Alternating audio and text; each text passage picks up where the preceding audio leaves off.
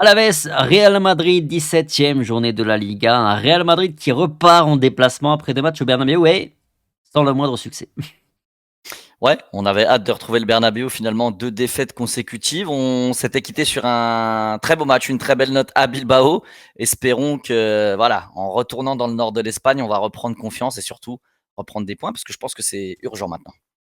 Comme d'habitude, on se retrouve en fin de vidéo, mes chers amis, pour la rubrique des pronostics avec nos mêmes très très bons pronostiqueurs. 10 € offerts en tout cas en vous inscrivant via le lien Real France qui est dans la description. En plus des 100 € habituels en cas de premier pari perdant. Évidemment, avec en exclusivité avec Real France.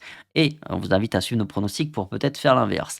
Bon, en attendant, on parlera de la cagnotte, puisqu'il y a eu un séisme en milieu de semaine sur les pronostics. On en parle après. Bon, on a tourné une vidéo sur le sujet là vendredi après-midi, donc on va pas refaire un long discours et une grande discussion là-dessus, mais quand même, autour de ce match, on est obligé d'en parler. Xabi Alonso qui, assurément, sans aucun doute possible, joue son avenir, sa peau en cas de contre-performance. Ça sautera, donc grosse pression, mine de rien, sur lui et ses joueurs. Ouais, parce on est pratiquement mi-décembre. On sera mi-décembre quand le match aura lieu et Xabi Alonso, en cas de contre-performance, pourrait donc être à 6 ou 7 points du Barça, peut-être plus deuxième. Et forcément, un Real Madrid qui est très loin de la première place et qui n'a même pas la seconde place. Forcément, il y a très peu d'entraîneurs, ou pratiquement, pour ne pas dire aucun plutôt, qui s'en sort. Donc, ouais, je vous invite à regarder la vidéo que vient de tourner avec Tom. Elle est très intéressante. On parle un petit peu justement du dossier de Xabi Alonso, mais c'est sûr que ce match face à Alaves, il est déterminant pour son avenir. On parle de la direction madrilène aussi. Parce qu'évidemment, souvent, c'est un peu les commentaires, ça parle pas beaucoup de la direction. Si, on a ouvert évidemment le dossier aussi. Peut-être un moyen aussi de voir très clairement, parce qu'en termes de communication, là, ces 10 derniers jours, c'est des joueurs qui se rangent tous sans contestation enfin derrière plutôt leur entraîneur. Bah, ça va être le moyen de le montrer, parce qu'il va falloir. Ils savent que la peau de leur entraîneur est en jeu, donc il va falloir se bouger et gagner, coûte que coûte. Ouais, il va falloir Et gagner, mais ça bien c'est joué, la première des on a dit. choses. Et puis courir, se donner, en fait, montrer que bah, ce que vous avez dit après le match face à City, vous le retranscrivez sur le terrain, c'est-à-dire que vous le soutenez, soutien indéfectible envers l'entraîneur, tout le monde va dans la même direction, on est derrière lui, eh ben, il va falloir être derrière lui et le prouver face à Alaves. D'ailleurs, on verra mon pronostic. Moi, j'y crois. J'ai envie d'être positif, en tout cas, avant ce match face à Alaves. Mais oui, forcément, on va quand même bien étudier, bien épier ce que vont faire les joueurs parce que bah, quand tu parles, il faut agir. Et en plus, on adore plus les actes que les paroles en règle générale. Donc, ouais, ouais, je suis impatient de voir ce qui va se passer face à Alaves, comment ça va se dérouler sur le terrain. Plus que jamais, tout va être analysé, hein. Joueur par joueur, l'attitude, est-ce que limite on va faire un jugement. Est-ce que lui, sur son match, il a montré qu'il était là pour sauver la peau de son coach et cetera? Je pense que ça va être scruté particulièrement sur ce match par nous, observateurs, fans, mais aussi par la direction assurément, avant de prendre éventuellement la décision. Bon, un mot sur Alaves quand même, 11e. 18 points, 13 buts marqués, 15 buts encaissés, ventre mou, voilà. Équipe du ventre mou, hein. 3 défaites quand même sur les 5 derniers matchs. Ouais, ils sont pas sur leur meilleure série, mais c'est pas une équipe qui prend trop de buts non plus. C'est pas Non. une équipe qui en marque énormément. C'est des matchs voilà, assez fermés en règle générale, mais c'est une équipe qui fait pas une si mauvaise saison que ça. Tu vois, sans les 3 mauvaises performances sur les 5 derniers, ils seraient quand même pratiquement aux portes de l'Europe. Donc voilà, il n'y a pas forcément de grosses stars hein, dans cette équipe. Il y a des joueurs qu'on connaît en Liga quand on suit un petit peu le championnat, mais il n'y a pas d'immenses stars. Mais ça reste assez cohérent. Voilà, ils sont dans le ventre mou. C'est un peu ce qu'ils cherchent à être de manière régulière avant d'avoir d'autres aspirations. C'est un club qui, quand même, à la base, a un budget plutôt pour se maintenir. Donc voilà, c'est un adversaire qu'il faut quand même prendre au sérieux. Et comme toujours, ce genre de petit club, quand tu te déplaces chez lui et que tu es le Barça ou le Real Madrid, on t'attend de pied ferme, on veut briller. Les supporters également veulent que leur équipe brille. Donc c'est jamais très simple. C'est l'événement de la saison, hein, évidemment. Euh, un joueur quand même que tu sors du côté de Alaves. Attention à Mariano Diaz peut-être. Mariano qui sera sur le banc parce qu'il quand il rentre pas énormément de temps et il rentre pas à tous les matchs. Mais oui, attention à Mariano parce que la loi des ex au Real, on la connaît énormément. Donc attention à ça. Mais sinon, il y a Lucas Boyer, je crois que c'est l'Argentin qui était à Elche il y a quelques années, qui marque pas beaucoup, qui marquait pas énormément, mais qui est un bon joueur de foot, qui est bon de la tête, qui est assez costaud, qui est loin d'être un peintre vraiment. Donc c'est un joueur qui est plutôt bon. Ils ont aussi dans l'entrejeu Denis Suarez, qui a voilà souvent été un gros espoir espagnol et puis qui finalement n'a pas percé comme on l'aurait cru, mais qui reste un joueur assez doué techniquement. Voilà, on va dire que c'est les deux hommes que je mettrais un petit peu au-dessus du lot du côté d'Alaves. Bon, côté Real Madrid, j'allais te demander quelles sont tes attentes. Bon, je pense que tu y as un petit peu répondu, voir un Real Madrid qui l'emporte, mais aussi qui enfin, l'attitude des bonhommes. En tout cas, le Real doit gagner. Là maintenant, faut qu'on parle comptable, faut qu'on regarde la Liga et tu peux pas ne pas gagner. C'est impossible. Sinon, tu commences à perdre beaucoup de terrain et t'en perdras forcément aussi au vu des échéances qui arriveront en 2026 parce que tout va s'enchaîner. Coupe du Roi, Super Coupe, Ligue des Champions. Donc forcément, tu vas pas faire un carton plein. J'espère, hein, mais j'y crois pas trop. Mhm. Donc, si tu cèdes déjà beaucoup de terrain sur l'année 2025, ça va être compliqué de faire ton retard sur 2026, même si on sait que ça va très vite dans le football et on l'a appris à nos dépens l'année dernière, notamment au mois de janvier. Enfin, cette année, mais sur la saison passée. Mais ouais, il faut pas perdre de terrain. Alaves, c'est une équipe qui est quand même à notre portée, malgré le fait qu'on va avoir un nombre d'absents assez incroyable et que forcément, on sait même pas à quoi le 11 peut ressembler. Donc, Xabi Alonso dans la tourmente, le Real Madrid qui est pas très bien, qui va se déplacer à Alaves avec beaucoup d'absents, bah ça, voilà, ça laisse beaucoup d'incertitudes et forcément, on n'arrive pas dans les meilleures conditions non plus. Tu penses vraiment qu'une victoire 1-0 à l'arrache, penalty 78e, imaginons, un Real qui dégage rien de nouveau, c'est Biondos fêtège? Je sais pas, les médias disent que même une victoire n'empêcherait pas forcément une destitution. Donc j'ai envie de te dire que ça l'empêchera pas, oui, forcément. Mais enfin, en tout cas, il pourrait se faire têche. Maintenant, on va rentrer un peu plus dans les détails, j'imagine, mais il y a quand même beaucoup d'absents. Donc une victoire malgré tous les absents, on la prend. Tu vois, on la prend parce que ça va pas être si simple. C'est pas que Alaves un club insurmontable. C'est juste que nous, on va avoir une équipe quand même, je pense, très remaniée. Et après, voilà, une équipe qui souffre, qui a un effectif remanié, un entraîneur qui est sous pression. Bah, c'est un peu du qui tout double. Hein. Tu peux l'emporter 4-0 parce que tout le monde joue le jeu et est exceptionnel, comme tu peux sombrer encore un peu plus dans la crise. On va y aller. Point médical qui va durer un quart d'heure aujourd'hui, la moitié de la vidéo parce que la liste est quand même assez flippante, pas loin de la moitié de l'effectif qui est incertain, hein, tout simplement, ou suspendu ou blessé. Si on fait dans l'ordre, je vais afficher en même temps un petit screen pour que tout le monde soit à la page parce que c'est pas si évident que ça. Si je retrouve de mon côté, c'est bon G. Donc Thibaut Courtois, c'est OK. Cavajal blessé, Militao blessé, Alaba blessé. Kamavinga blessé, Hendrick suspendu, Trent Alexander-Arnold blessé également, Carreras suspendu, Flan Garcia suspendu également, Rudiger, on a appris ce vendredi, là on tourne vendredi, milieu d'après-midi, qu'il y a un petit souci aussi à la jambe gauche pour l'Allemand, incertain pour le match de ce week-end, et même ça semble pas sentir très bon, mais on va attendre confirmation. Ferland Mendy, c'est out également. Et Dinoysen s'est entraîné, c'est la bonne nouvelle, quand même. Voilà, une petite éclaircie dans ce ciel très sombre côté Real Madrid. Dinoysen qui a fait une partie de l'entraînement. Mais écoutez bien, une partie de l'entraînement vendredi. Le match est dans 2 jours, donc c'est quand même pas gagné à ce qu'il soit disponible et parfaitement frais pour ce week-end. D'ailleurs, j'ai presque tendance à penser que Dinoysen, s'il est là, c'est qu'on force, parce qu'il n'y a pas le choix. Je pense que s'il est là, il va jouer parce qu'on n'a vraiment pas le choix pour le coup. Donc le Real pourrait être amené à forcer. Sinon, ça voudrait dire qu'il y aurait plusieurs canteranos qui vont déjà intégrer le groupe, ça c'est quasiment certain, mais Oui. qui en plus pourraient débuter.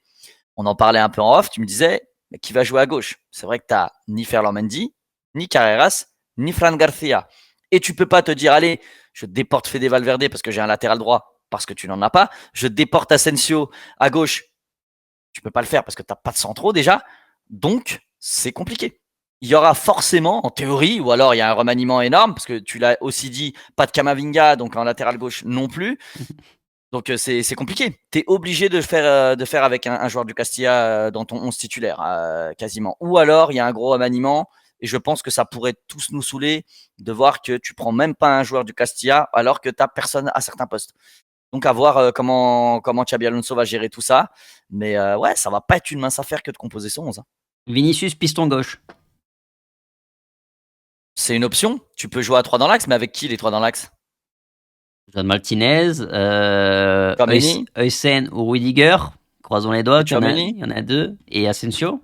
et Asensio, du coup, ouais. À droite, tu mets Valverde, piston droit. Ah, C'est bancal, hein? Ouais, Xabi Alonso, il va se ramener avec une caisse à outils. Eh, Ah là, Bob le bricoleur, il est passé de Carlo à Xabi, parce que là, ouais, mais c'est pas impossible hein, de jouer à 3 derrière. Mais quelle prise de risque. Ouais, Franchement, mais quelle prise de ouais, risque. Après, il est dos au mur. Est-ce que c'est peut-être pas une des solutions aussi? Pourquoi pas, hein? ouais. Et sinon, à gauche, plus sérieusement, parce que quand même du mal à imaginer ce scénario, Vinicius piston gauche, Valverde à droite, Heusen ou Rudiger. Et il faut que les deux, au moins un des deux, soit disponible, ce qui n'est pas à gagner du tout selon moi, même si je pense qu'avec Heusen, je ne serais pas surpris qu'il soit là, mais on forcerait et on prendrait un risque, hein. Mais peut-être qu'à un moment Ouais. donné, bah, t'as pas le choix de prendre, d'assumer ces risques-là. Bon, Joan Martinez, c'est pareil. Je pense il pourrait débuter pour le coup, mais je pense que tu le mettrais plutôt dans une position un peu plus confortable où il est habitué, c'est-à-dire dans une défense à 4. À gauche, du coup, on a une option ou pas au Castilla? Ouais, Diego Aguado, qui est un central de base, qui avait fait très mauvaise impression l'an passé en Coupe du Roi, mais que je trouve beaucoup plus consistant et beaucoup plus rassurant sur cette saison. Je trouve qu'il gagne en maturité. Alors attention, je suis pas en train de vous dire qu'on est sur un joueur révolutionnaire qui va totalement suppléer les absents. Par contre, Diego Aguado à gauche, pour moi, c'est une réelle option. Je le trouve plutôt bon cette saison, dans un Castilla qui fonctionne mieux que sur les saisons passées également. Donc, pour moi, c'est une vraie option, pour le coup. Ok. Tu vois d'autres Canteranos monter? Je pense que Valdepeñas, il sera également dans le groupe. Pitar Kusestero, à mon avis, un des deux, il sera également. Et après, offensivement, je pense pas. Il peut y avoir aussi Fortea, hein. C'est possible que Fortea fasse partie du groupe à droite. Je pense que c'est une option. Je pense qu'il y en aura 4 ou 5, tu vois, en plus du troisième gardien. Je pense qu'il y aura au moins 4 Canteranos qui vont rentrer dans le groupe. Après, ça va dépendre aussi finalement de si Rudiger est là, si Heusen est là. Mais allez, on va dire entre 3 et 5 pour être assez sûr. Joueurs du Castilla seront dans le groupe, à mon avis. Parce que devant, je l'ai dit, hein, mais Hendrik suspendu. À noter aussi, petite parenthèse, que Brahim Diaz, attention, lundi, il se barre aussi, hein, c'est son dernier match avec le Real, après il part pour la CAN avec Ouais. le Maroc. Et par rapport au Kicks, qui est Mbappé, alors il a passé des examens ce vendredi. Le Real Madrid n'a émis aucun communiqué au moment où on tourne, alors que d'habitude, bon, le communiqué tombe début d'après-midi, donc je pense qu'il n'y aura pas de communiqué par rapport au Real Madrid.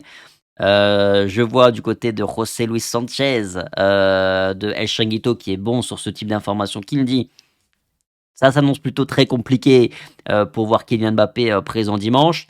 Moi, j'ai aussi ma perception des choses, c'est aussi pas de communiqué, c'est suspect. Pas de communication, c'est suspect, comme ça a été le cas avant le match face à Manchester City. Bon, ça sent pas trop bon non plus pour le Kicks. Donc pas Ouais, Hendrik, pas Mbappé, hein. pas de communiqué, c'est absent. Moi, j'ai aucun doute là-dessus. Je vois pas comment il rentrerait. Xabi Alonso te donne déjà une petite cartouche qui est plus qu'une petite cartouche à mon sens. On te pose la question, tu dis direct après le match contre City, c'est pas sûr qu'il soit là contre Alaves.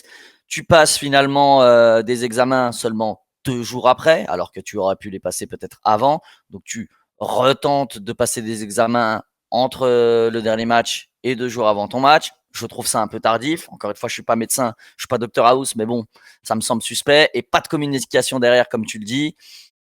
2 fois plus suspect. Donc ouais, moi je compte pas du tout sur Kylian Mbappé sur ce match. Moi non plus. Bon, on va essayer qu'on soit à 11. On va le faire à deux, puisque je pense que là, deux cerveaux ne seront pas trop. Bon, Courtois dans les Ouais. buts, ça va aller, a priori, à moins qu'il nous tombe un truc dessus d'ici ce week-end, espérons pas évidemment. En défense, moi je pense que du coup, tu n'auras pas le choix. Je pense que tu vas devoir miser sur Aguado, un mec du Kanté de l'Acacia. Parce que, Aguado à gauche, Asensio, Heusen. Allez, on va partir du principe où Heusen à 2 jours, il s'entraîne. Ça peut jouer, je pense. oui, oui, oui. Après, ça fait un mois qu'il est absent, hein. Valverde à droite. Valverde à droite, ça semble assez logique aussi. Au milieu de terrain, on a qui? On a Ceballos, on a Tchouaméni. Bon, au milieu de terrain, ça va. On a Tchouaméni, on a Bellingham, on a Ceballos qui est disponible. Chouameni, Arda Bellingham, moi je miserais là-dessus. Ok. Je pense qu'il fera jouer les deux. Je sais pas pourquoi, je suis pas fan, mais je pense que les deux joueront. Et devant, on reprend les mêmes, non? Vinicius, Rodrigo, Gonzalo? Je pense qu'on peut T'as pas le remiser choix. là-dessus, ouais. Ah, T'as si, quasiment pas le si. choix de toute façon. T'as Brahim Diaz et Massantono. Mastantuono, mais du coup là il rentre en concurrence avec Rodrigo. Je pense que Rodrigo, après le match qu'il a fait, Brahim Diaz, comme tu l'as dit, il part lundi à la CAN. Il joue déjà pas énormément. Prendre le risque de le blesser hmm, avant. ouais. Pas d'intérêt de deux parties. Je suis même pas sûr que Brahim il a envie de le jouer, tu vois. C'est ça va être sa, voilà, je crois que c'est sa première grosse compétition avec le Maroc, hein, si je dis pas de bêtises. Je pense, ouais. Je pense, hein. Donc, On a déjà fait une ouais. CAN. Il me semble pas. Peut-être que je dis une connerie, mais il me semble pas. Et puis c'est une CAN au Maroc en plus, donc je veux dire, elle a d'autant plus d'importance. T'imagines, tu te blesses contre Alaves la veille, pas fou quoi. Pas sûr que Walid Regragui serait content. Alors après, on n'est pas là pour le satisfaire, mais bon, Non, mais bon. Oui, oui, je pense qu'il n'y aura pas de prise de risque. je te rejoins. Je pense qu'on reverra peut-être enfin Mastantuono qui, bon, a eu des difficultés avec sa pubalgie pour bien revenir. Bon, ouais, voilà. Je pense que c'est le 11 auquel plus ou moins on aura le droit ce week-end, à moins qu'il va nous chercher un truc. Ou à moins que, attention, Vinicius sur le banc, Rodrigo à gauche. Ah, il est dos au mur, peut-être qu'il va se dire, il va pas se battre pour moi. Allez, on va mettre. Ah, là, avec le peu de force en présence devant, ça J'avoue, serait quand même jeté. fou. Et puis, j'ai envie de dire, même si Vinicius n'a pas du tout été bon contre City, je pense que des fois, c'est aussi bien de pas appuyer sur la tête et essayer de redonner confiance. Moi, je suis un peu plus partisan de ça, en tout cas pour des joueurs de sa stature. Je le Oui, mettrais Vini. Vini, je le mettrais. Je veux dire, c'est aussi le genre de match où il peut souffler un petit peu, essayer de retrouver cet aspect décisif et sortir la tête de l'eau. Donc, évidemment, je le reconduirais. évidemment, moi aussi. Je cherchais la petite bête. Bon, on va passer sur nos pronostics, avec évidemment, comme d'hab, hein, le petit disclaimer, les amis, si vous n'avez pas 18 ans, vous passez votre tour, s'il vous plaît. Et même si on joue, c'est toujours avec précaution, je vais y arriver, et avec responsabilité, bien évidemment. Mais sinon, vous avez 10 euros offerts sur chez notre partenaire. Lien dans la description, en plus des 100 euros éventuels en cas de premier pari perdu. Voilà, on s'inscrit tout simplement via le lien. Premier dépôt minimum de 10 euros. Et puis vous débloquez ce crédit de jeu pour jouer comme Punto, puisque c'est désormais l'homme à suivre, Punto. Voilà, applaudissements dans la salle, ovation, standing ovation pour notre ami Punto qui, après une série de, merde, je sais plus c'est quoi, 17, 18, 14, 15. 114 mauvais résultats. Il a vraiment réussi à faire un bon résultat. Il a fait passer son pari en jouant contre le Real Madrid. Moi, j'enchaîne aussi pas mal, hein, 9 échecs de suite. Pourtant, j'avais joué City, mais j'avais joué City avec 2 buts d'écart. Voilà, je suis le couillon de cette dernière journée. Et Rota, deuxième échec de suite. Tu restes quand même largement leader et Punto reste quand même largement dernier de ce classement. Petite cote, les cotes du match, 4,50, victoire d'Alaves. 3,50 le match nul, 1,57 pour le Real Madrid. Et Rota, tu mises sur quoi? Alors moi, j'ai pris le Real qui gagne ce match avec 2 buts d'écart minimum, cote à 2,45, 3 euros de mise. Je crois en ces joueurs, je crois en ce coach sur ce match, je crois à ce que le Real ne laisse pas le Barça la veille prendre de l'avance. Donc voilà, je mise sur une victoire du Real Madrid dans ce match avec 2 buts d'écart. Je pense que ce sera un bon match. Écoute, c'est tout ce que je nous souhaite. Notre ami Punto, voilà, qui va enchaîner. Score exact, un but partout, cote à 6,25. 3 euros de mise, il est confiant. Voilà, il peut faire un gros coup, mais même comme ça, il passerait pas devant toi, Rota. Mais voilà, bon, le Punto, c'est le match suivre. Si on en suit la série et la dynamique, et de mon côté, je pars sur Alaves ou match nul, 2,05 la cote.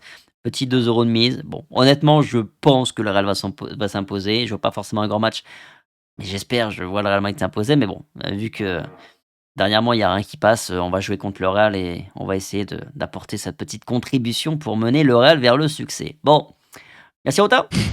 Merci à Merci Tom. tous d'avoir été en notre compagnie. Les rendez-vous samedi 12h30, conférence de presse en direct.